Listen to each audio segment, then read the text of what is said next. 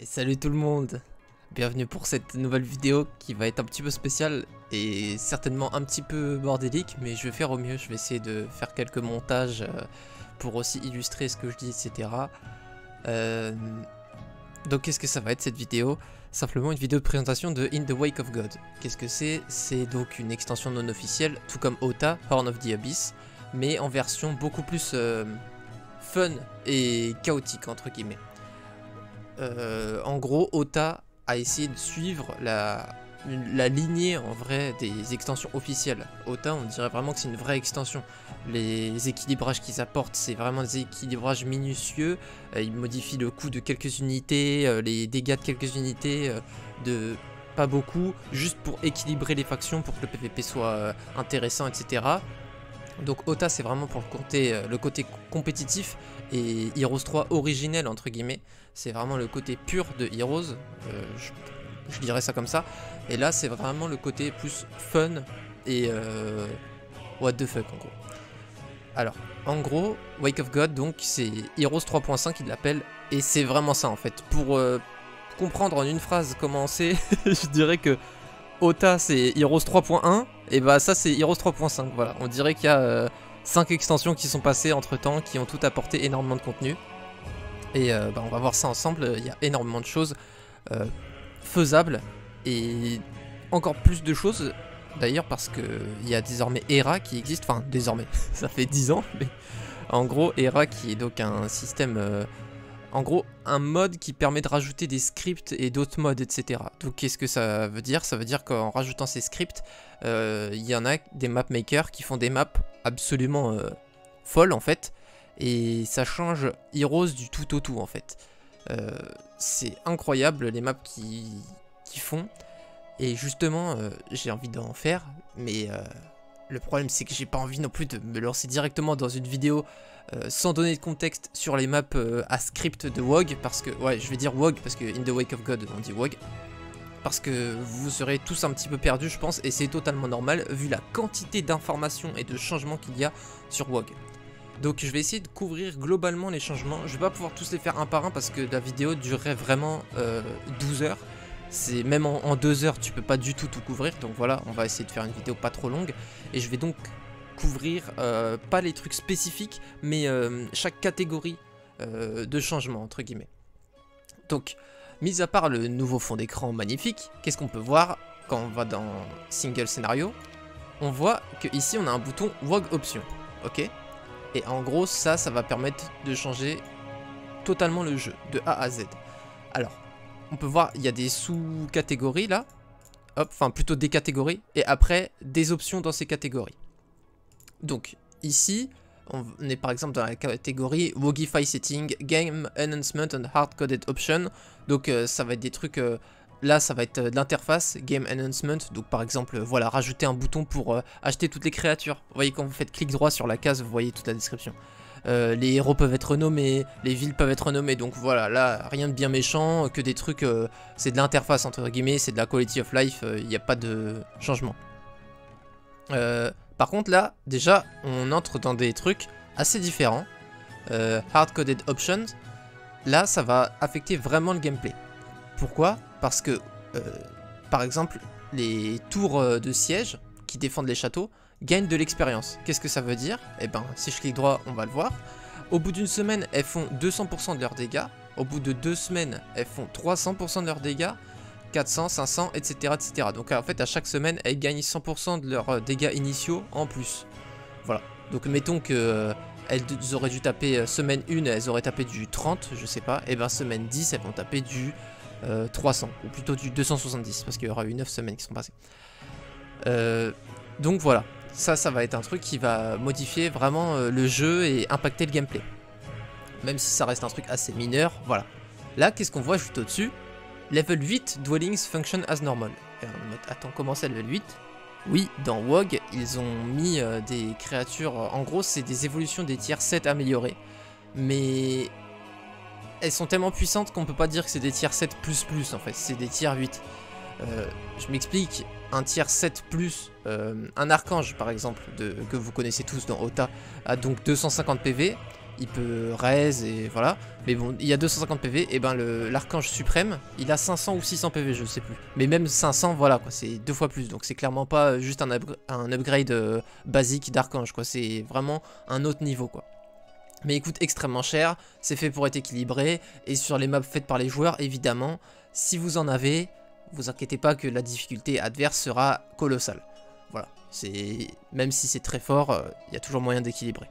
Mais avec des trucs aussi forts que ça, on peut aussi déjà se rendre compte d'un des problèmes potentiels de WoG, qui est justement l'équilibrage. Et en fait, toutes ces options qu'on va voir là, je fais un petit préambule, toutes les options permettent justement d'équilibrer le jeu à votre propre goût et de le modifier de façon à ce que vous vous amusiez en fait. Si ça vous amuse, de toute manière, d'être super cheaté et d'écraser les autres avec une armée incroyable, mais il n'y a pas de problème, vous pouvez le faire sur WoG. Si vous êtes beaucoup plus dans le côté tryhard, en mode justement comme un petit peu sur du OTA, en mode challenge PVP où tu dois bien gérer tes ressources, etc. Et ben vous pouvez aussi totalement faire ça sur WoG, tout en apportant énormément de changements au jeu, mais en maintenant cet équilibrage. On va voir ça après.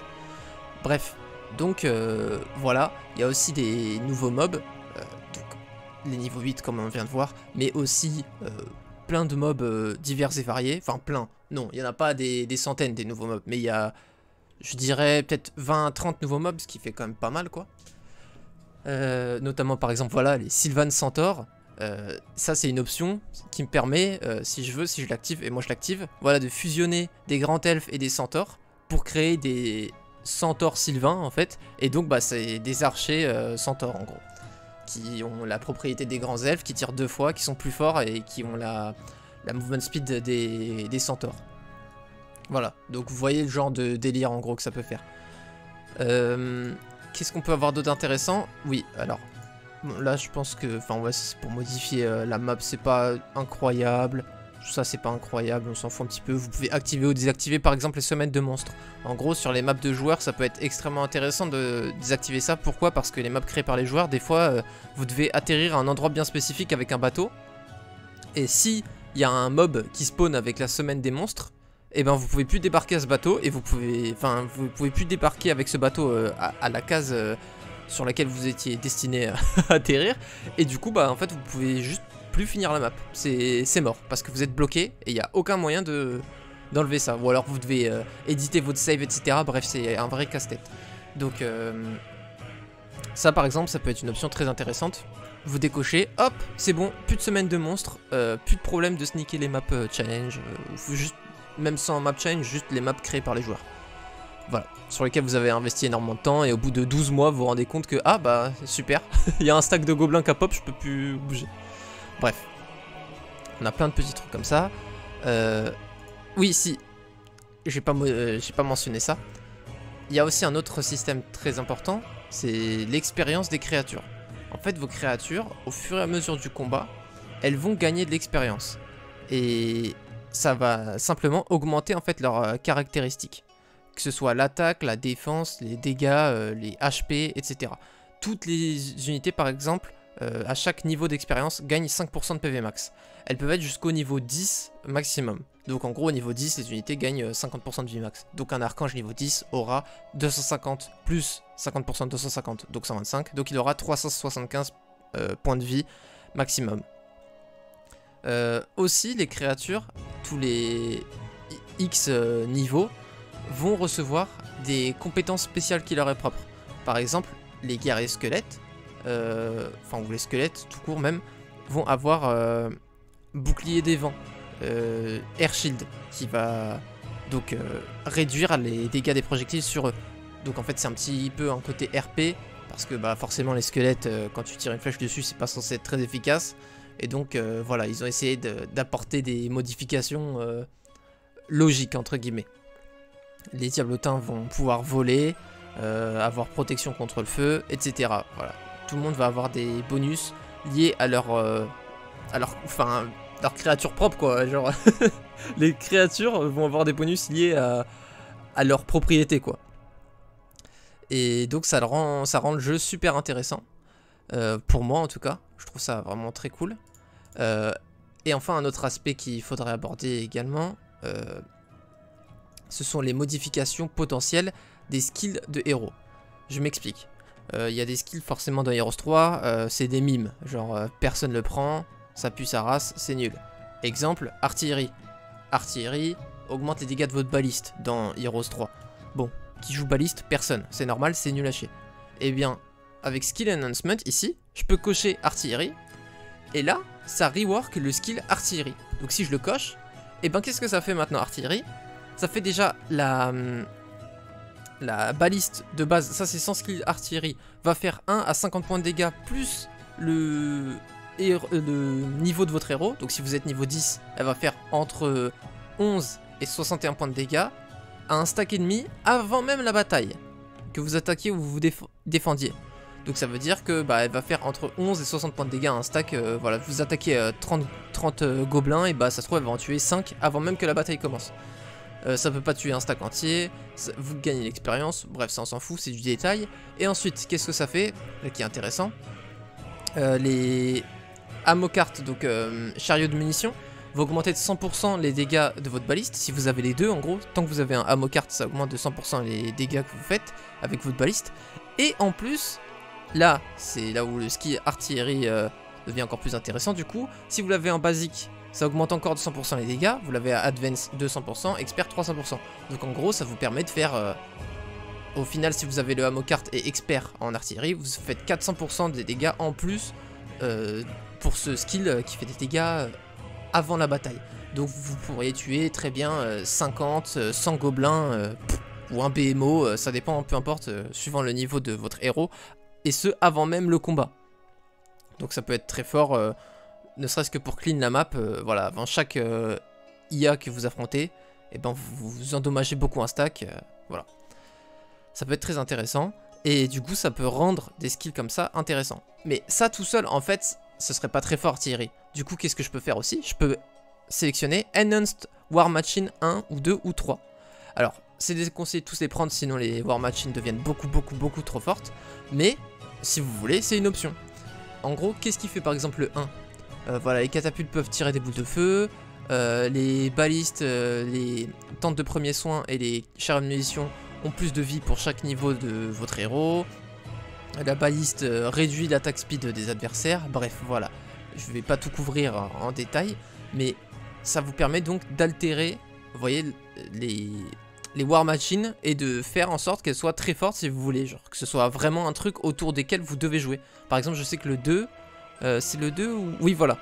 La First Aid Tent, elle ressuscite les troupes maintenant quand elle heal. Donc ça peut être intéressant de jouer justement un héros spé tente de premier secours. Voilà. Donc il y a plein de trucs comme ça qui peuvent rendre le jeu très intéressant. Il y a même des trucs, je prends un truc spécifique, Berserker Flies, les Dragonfly quand elles tapent désormais, déjà elles prennent pas de riposte, et en plus elles font berserk sur leur cible, et en plus elles reviennent à leur place. Donc c'est comme des harpies sinistres, sauf que c'est des Berserker Fly, et qu'en plus elles font, enfin des Dragonfly, et qu'en plus elles castent berserk sur l'ennemi. Donc ça les rend ultra puissante. Évidemment c'est pas fait pour être baleine, c'est jouer forteresse, vous allez être super cheaté, mais voilà, genre il y a plein de trucs comme ça, fun entre guillemets, qui peuvent vous intéresser.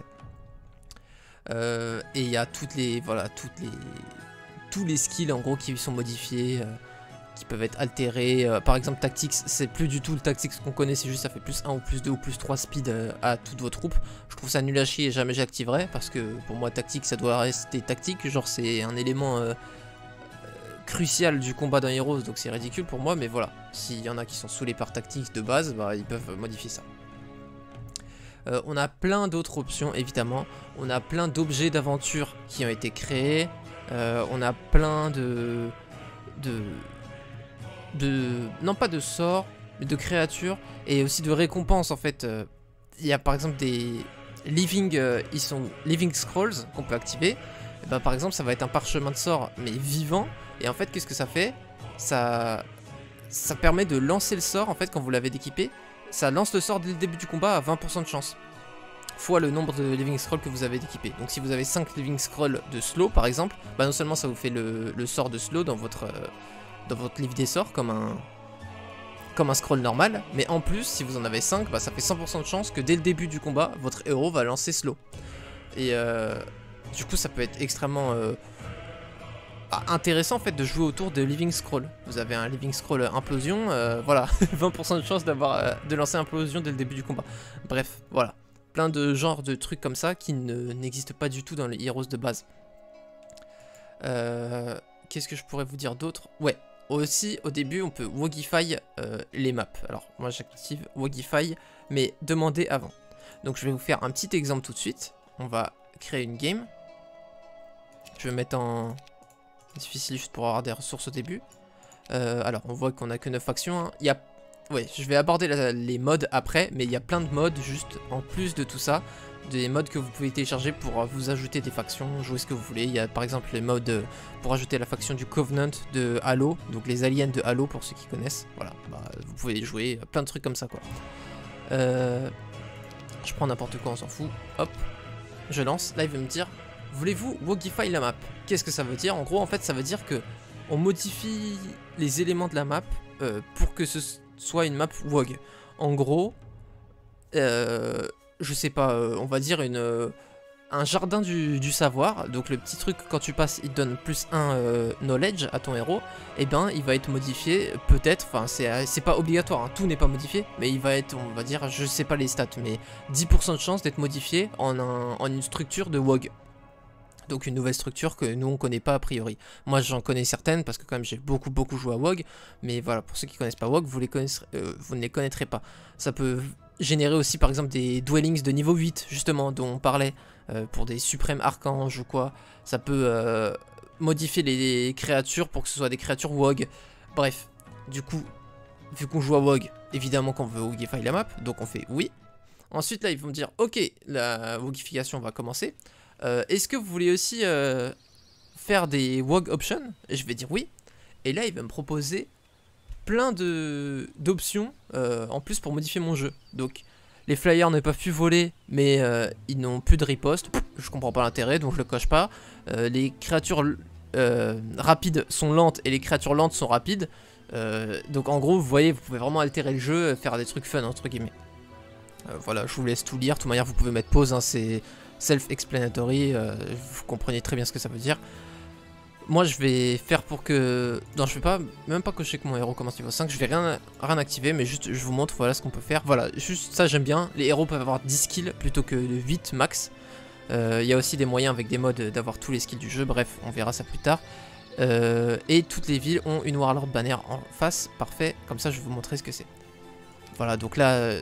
il me dit qu'on peut avoir 2 skills de plus et il y a une Warlord Banner qui va pop. Ça on s'en fout, ça c'est la phrase de la map RP. Voilà. Donc là, bienvenue sur WoG. On voit déjà un item qu'on ne connaît pas. Qu'est-ce que c'est que ça? Attends, il y a des gardes?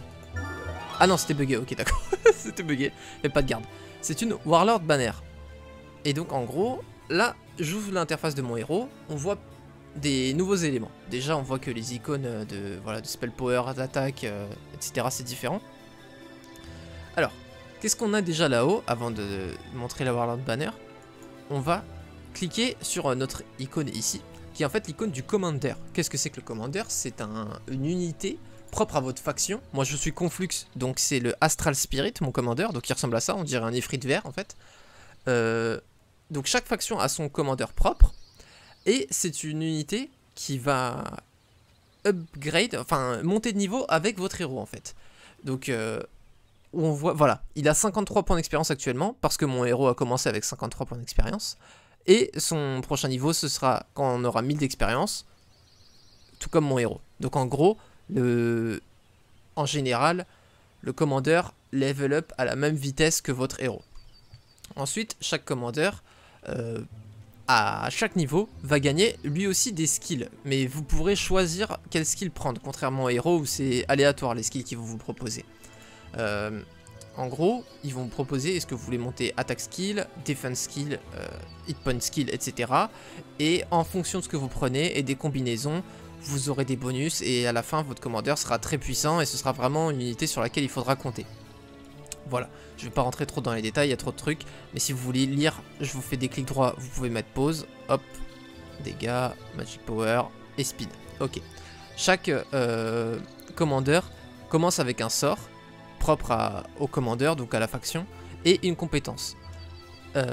Par exemple, là, pour le Conflux, sa compétence, c'est pacifiste. Donc, alors, ça fait que quand on commence un combat, il y a des créatures ennemies en fait qui deviennent pacifiques en fait et qui veulent pas se battre. Donc en gros en fait ça retire quelques créatures ennemies avant même le combat. Et le cast qu'il peut faire, enfin son sort, c'est Counter Strike. Voilà, donc je peux cast Counter Strike sur mes créatures. Donc ça c'est pour le commandeur. Et évidemment il gagne énormément de stats en level upant. Mais vous en aurez toujours que un. Vous pouvez pas avoir 2 ou 3 ou 4 commandeurs, non. Un seul. Créature unique.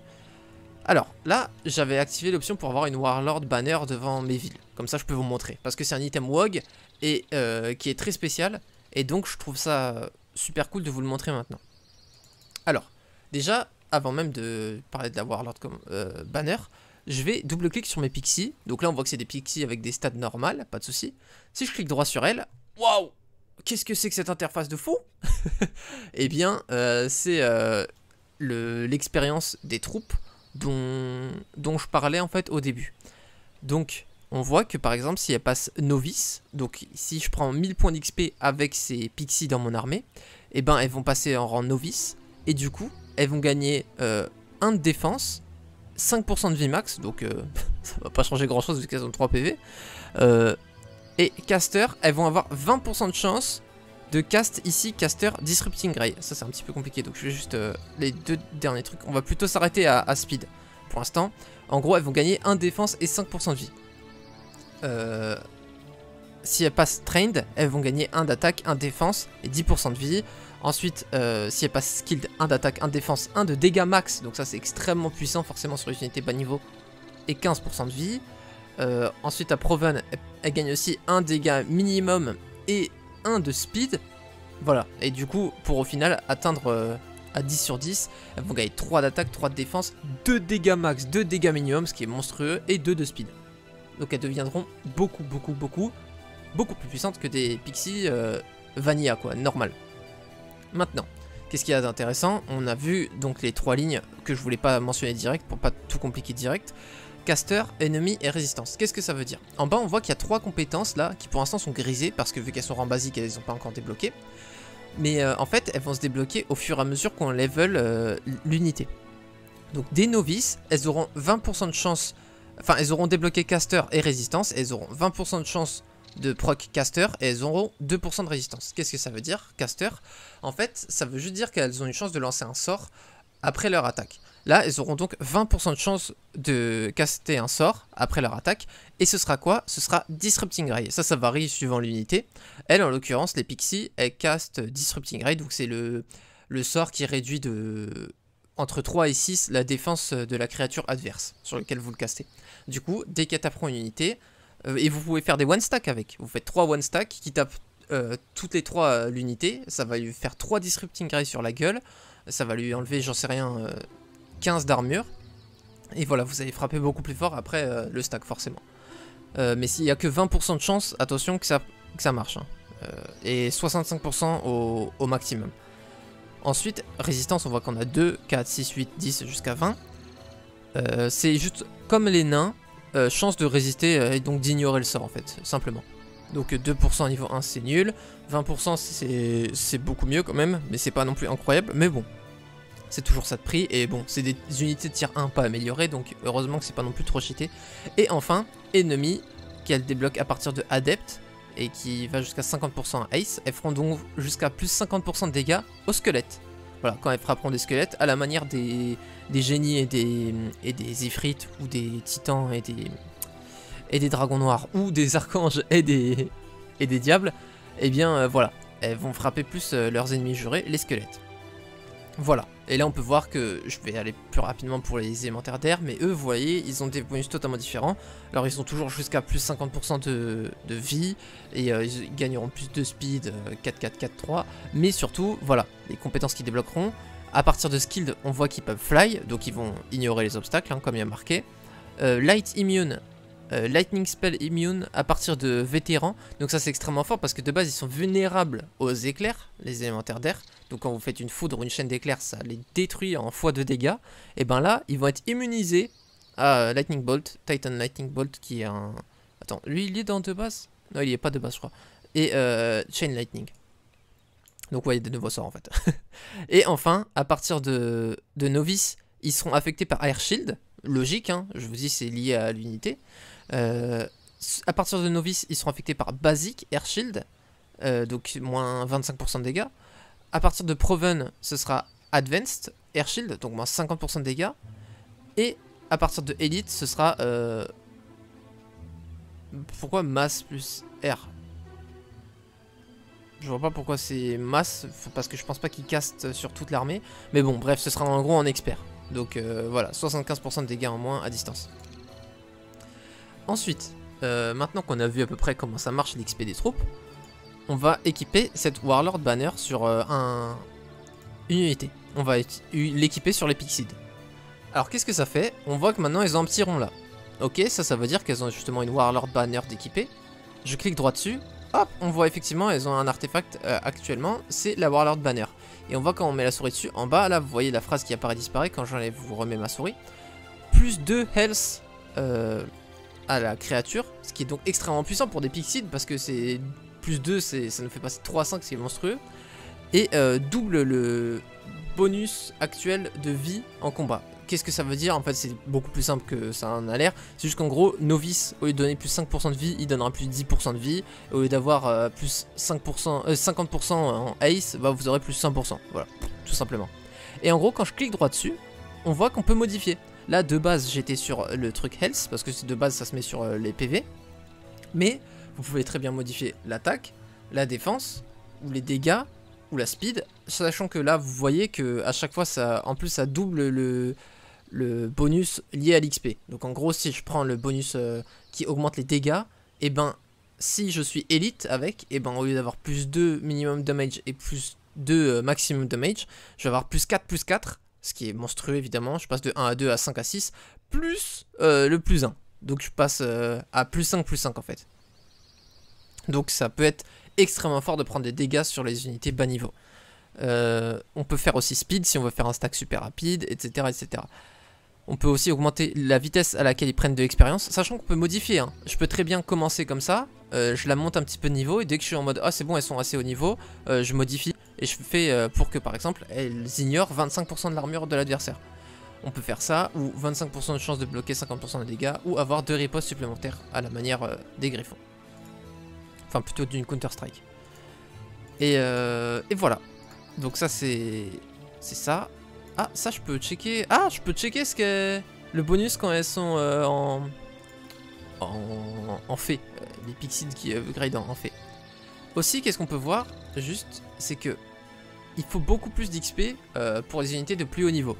En gros, on a vu que pour les Pixides, il fallait 1000 points d'XP pour passer rang 1. Et ben eux, il leur faut 2000, les airs élémentales. Et il leur fallait 17 500, eux, il leur faut le double, 35 000 pour être ace. Évidemment, plus vous montez dans l'XP, enfin dans les rangs pardon, des troupes, plus ça va augmenter les conditions d'expérience pour monter de niveau. Je compte pas spécialement jouer la game, c'est vraiment juste une introduction. Qu'est-ce que c'est que ce délire? Démarre. Donc ouais, comme vous voyez, là je peux modifier par exemple le nom, je peux l'appeler le J, hop. Attends, pourquoi ça? Ah voilà, faut sortir. Ah, je pourrais même l'appeler, voilà, le J en rouge si je veux. Hop. Et voilà, incroyable. Voilà, il y a des petits trucs de quality of life comme ça qui sont faits. Ça c'est ce que... Ah si, ça on va quand même regarder ça. Oh, j'aurais dû mettre pour que l'IA soit instant.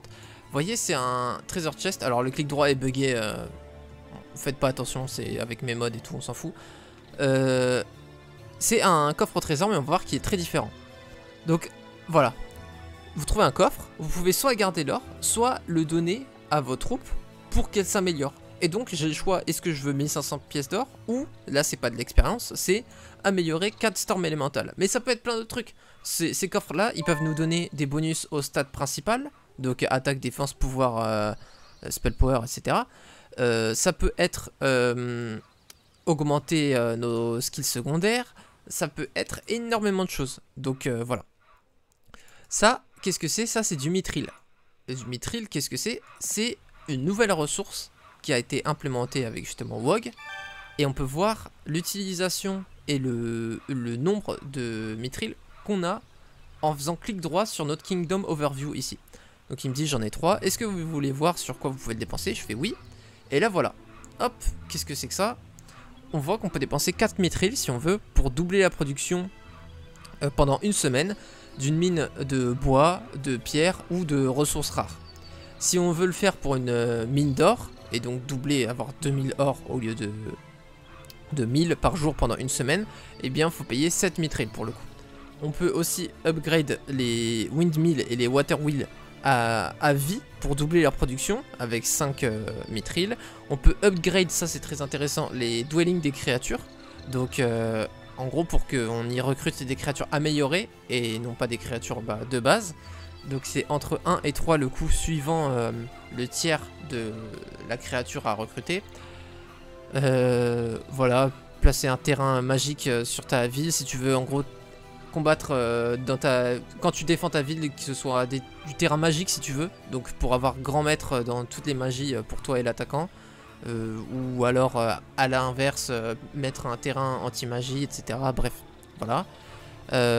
Construire un phare à côté d'un shipyard, changer les spells offerts par les Magic Shrines, ça peut être intéressant ça. Changer le skill offert par les Witch Hut, ça peut aussi être intéressant. Ah, voir ce qu'il y a à la sortie d'un monolithe, ça c'est drôle. Protéger une mine. Use the mine change resource every week map rule. Non, on s'en fout ça. Et pouvoir upgrade une université pour que il t'améliore tes basic skills. Donc il te les passe en advance instant. Donc ça c'est super puissant aussi. Bref. Donc on voit, il y a plein d'utilisations à cette nouvelle truc. Là, qu'est-ce que je vois en bas encore? Faut vraiment que... Juste l'ennemi suite, voilà, je vais la mettre comme ça on va pas voir. Je vois encore un nouveau type de trésor. Ah, ok, ça c'est un truc que le trésor peut faire, c'est me capturer une mine au hasard sur la map. Donc on voit que le garde n'a même pas encore été vaincu ici. Et je possède cette mine de gemmes, désormais. Le puits, il refile du mana, mais on peut aussi pêcher dedans pour essayer d'avoir un truc. Ah, trop exhausted, trop fatigué, on va voir, j'essaye, hop. J'ai passé toute ma journée à pêcher, je trouve un coffre, est-ce que je veux l'ouvrir? Je vais dire oui. Waouh, j'ai trouvé 7 mithril, j'ai été super chanceux, mais par contre j'ai passé toute ma journée à pêcher. Donc j'ai plus de mouvement, un petit peu comme quand vous creusez pour le Graal. Voilà, donc là vous voyez un petit peu que en gros ça ressemble quand même à Heroes 3, hein. On voit qu'il n'y a pas tant de choses de changer, mais il y a des nouveaux trucs un petit peu partout. Ça, je vais le prendre parce que c'est assez intéressant. Qu'est-ce que c'est en fait? C'est un artefact pour notre commandeur. Donc en fait, je clique droit, ça donne au commandeur l'attaque, enfin le souffle des dragons en fait, pour qu'il tape sur deux cases comme les dragons. Et aussi Dragon Nature, donc si vous avez des bonus aux dragons, par exemple avec Mutar Drake ou la fiole qui booste les dragons, eh bien ça affectera aussi votre commandeur. Et donc là tu vois, je fais un clic équipe, hop, et ça le met dans ce artefact, et désormais il va vraiment avoir ce bonus en combat. Ce serait bien que je tombe sur des créatures juste faciles à faire. On va juste faire un petit combat pour voir comment ça marche, l'XP, etc. Hop, on recrute tout. Et on va combattre peu importe quoi. Hein. Tout merde, ça devrait le faire. Ah merde, j'ai passé trop vite, mais vous avez vu, c'était la semaine des chevaucheurs de loups. Et ça double pas juste la production, ça modifie toutes leurs stats. Vous pouvez revenir en arrière et mettre pause, vous verrez. Ça booste toutes leurs stats. Hop, là je vois que j'ai encore une nouvelle... Warlord Banner. Ah là c'est vraiment gardé par contre par des phoenix. Ah ils sont toujours gardés. Ah c'est pour ça il y avait un phoenix. Ils sont gardés mais en gros pas devant votre ville de départ. Ok d'accord. Alors on va prendre cette ville. Il me demande au début oui, si je veux faire le combat manuellement ou en automatique. Là vous voyez normalement je suppose qu'il y avait 9 et 9. Mais il y en a 4 qui ont dû partir avec mon Astral Spirit. Enfin je suis pas sûr encore parce que... Je sais pas pourquoi il y a autant de gardes dans une ville. Mais bon. J'ai attaqué sans regarder, c'est ma faute. Donc là on fait un combat classique hein. Juste vous pouvez voir les stats, c'est celles qu'on voyait. C'est donc 40 points de vie. Oui c'est... Ouais j'avoue je combats comme si c'était normal. Mais oui, vous voyez qu'il y a donc mon commandeur au milieu. Et donc bah c'est comme ça qu'il sera. Le commandeur il sera tout le temps au milieu devant de votre armée. Et vous voyez que bah il a donc 40 PV, 6 de dégâts, 12, c'est pas incroyable, 5 d'attaque, 5 de défense, donc il est un petit peu nul. Et en plus il est lent, 4, il se déplace à 5 parce qu'on est sur notre terrain, mais voilà quoi. Ah, j'ai pris... ouais, j'ai pas pris les dégâts, j'aurais peut-être dû prendre des dégâts sur le Pixide. Bon, tranquille, on va jouer avec les storms élémentales. On va essayer de conserver notre magnifique commandeur. Putain. On va... Attends. Hop, on va tout manière faire. Voilà, on s'en fout. Hop, on a pris un niveau incroyable. Voilà. Quand je rentre dans ma ville, il me dit est-ce que vous voulez ressusciter votre commandeur? Quand votre commandeur il est mort, vous pouvez retourner en ville pour le ressusciter. S'il est haut niveau, ça va vous demander des golds. Là, vu qu'il est bas niveau, ça m'en demande pas. Il n'a pas pris de niveau par contre mon commandeur parce que vu qu'il est mort pendant la bataille, bah forcément il n'a pas pris l'XP de la bataille. Par contre, les Pixides ont pris l'XP de la bataille. Et vu qu'on a pris plus de 1000 points d'XP, eh bien, on a eu nos Pixides qui sont passés en mode novice. Et donc elles ont gagné 1 de défense et 5% de PV. Et elles ont 20% de chance désormais de faire un Disrupting Ray. D'ailleurs, on va passer le bonus en dégâts parce que c'est plus intéressant. Hop, comme ça elle tape du 2-3 au lieu du 1-2. Hop, ça on va prendre ça. Bref. Et donc, bah, voilà à peu près tout ce que je voulais vous montrer. Il y a des tonnes de trucs, voilà que... Pourquoi on peut pas voir... je clique droit. Les clics droits sont un peu buggés, je sais pas pourquoi. Attends, bah voilà, parfait, je vais me faire level up. Voilà, je voulais quand même pas arrêter avant de vous montrer un level up de commandeur.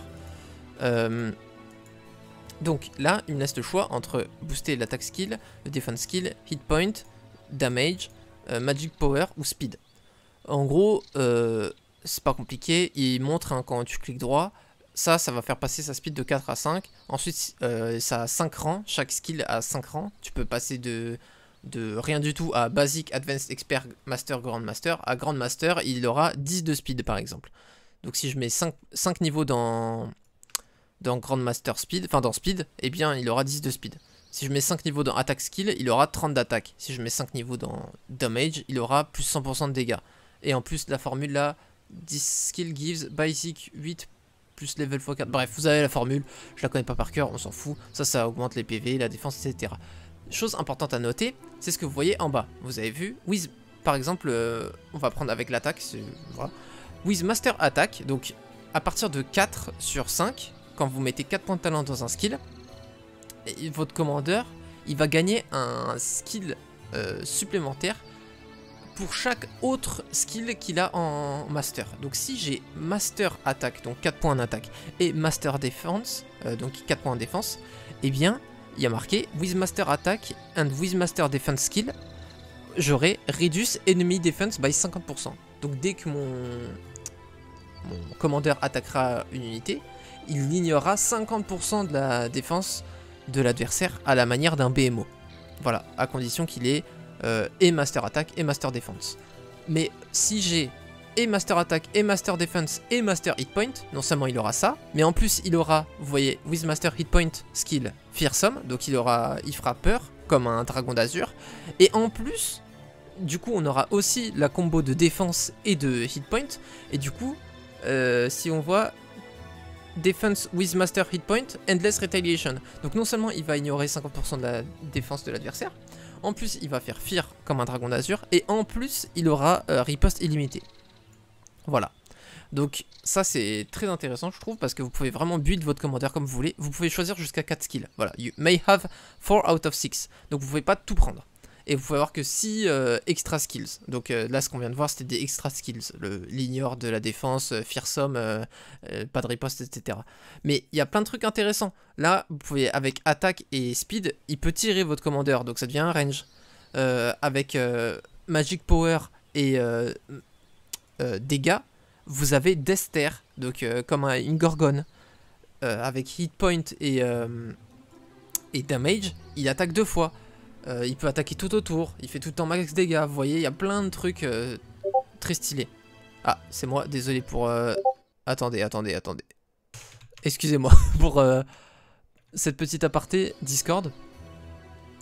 Alors, je disais donc, oui, voilà, donc c'est très stylé. Moi j'adore les jeux où on peut vraiment customiser notre héros en gros. Et par exemple la manière, pour ceux qui connaissent Path of Exile, moi j'adore. Pourquoi? Parce que quand tu ouvres l'arbre de talent, tu vois que tu as des milliers de talents. Et avec toutes les classes tu peux tout faire, tu peux vraiment faire des builds que personne n'a fait et ils marchent. Donc c'est génialissime je trouve. Et bien là, moi ça me permet, voilà, je kiffe parce que ça me permet de retrouver ce genre de plaisir. Voilà, de build le commandeur en fonction de ce que vous voulez faire, du plan de jeu que vous voulez adopter. Moi j'adore. On va prendre attaque là, de toute façon on s'en fout, hein, c'est juste une démonstration. Forgotten Shrine, je sais même pas ce que ça fait. Voulez-vous prier? Oui.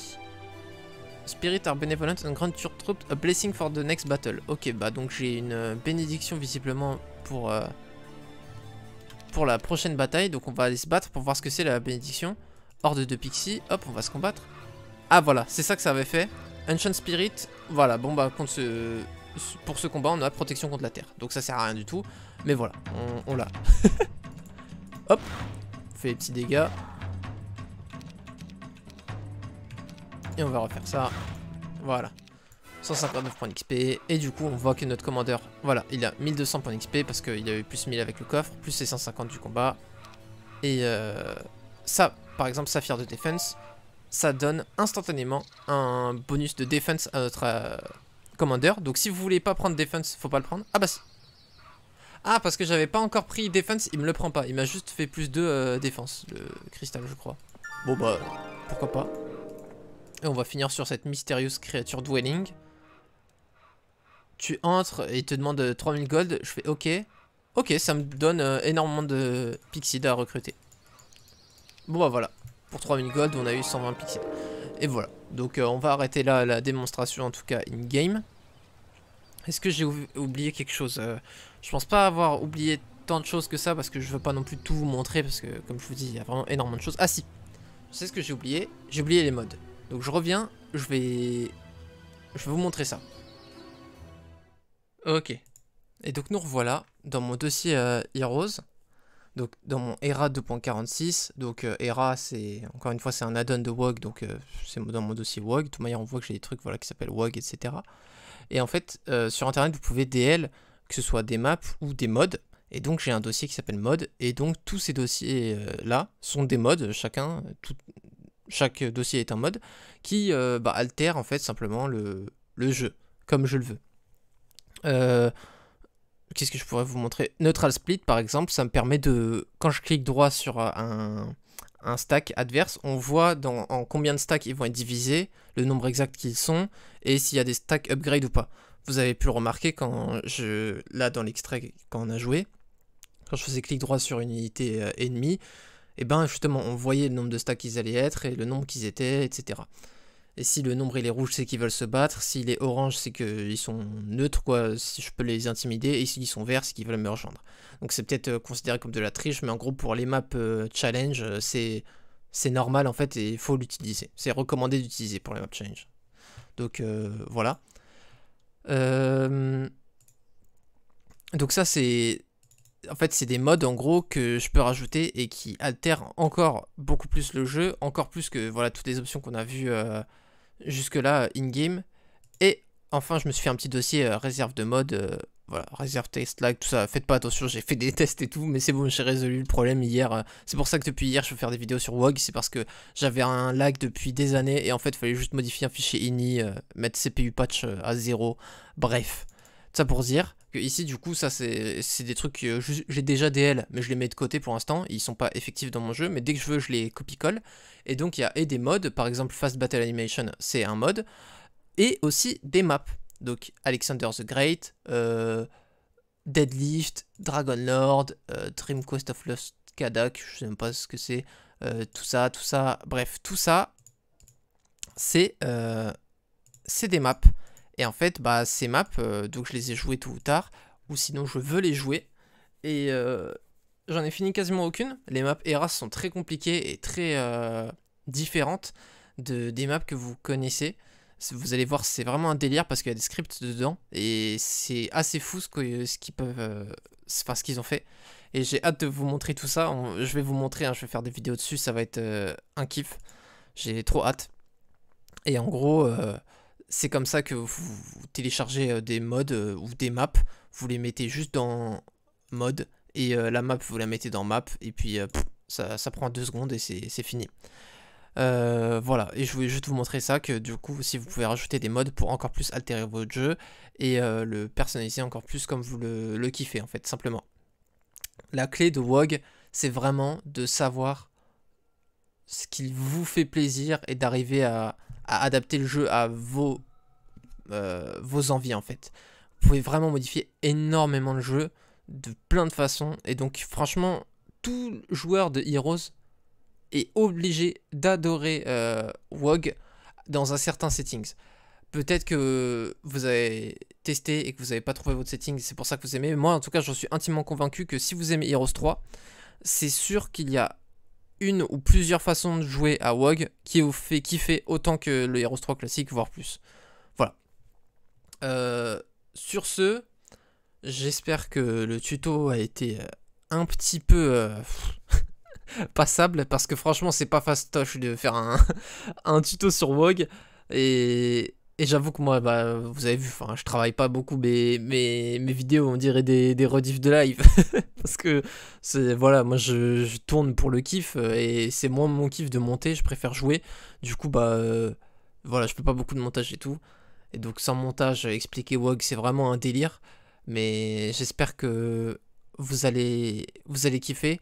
Pour les... Bah là, en fait, pour les prochaines vidéos, je vais commencer à faire des playthroughs sur justement des maps ERA, je pense, ou des maps WoG, je sais pas. Dans tous les cas, j'ai le choix, j'ai des millions de maps à faire, là, c'est trop bien, je suis super hype. J'espère que vous allez kiffer autant que moi. Et pour les maps ERA, souvent, il y a des PDF qui t'expliquent toutes les fonctionnalités, et on va les parcourir ensemble. Vous allez comprendre le nombre de dingueries qu'il y a, c'est vraiment fou. Bah sur ce, merci d'avoir regardé, j'espère que ça vous a été un petit peu utile.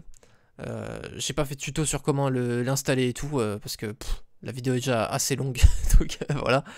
Mais j'espère que vous allez kiffer autant que moi les maps qui arrivent, et je vous dis à la prochaine tout le monde.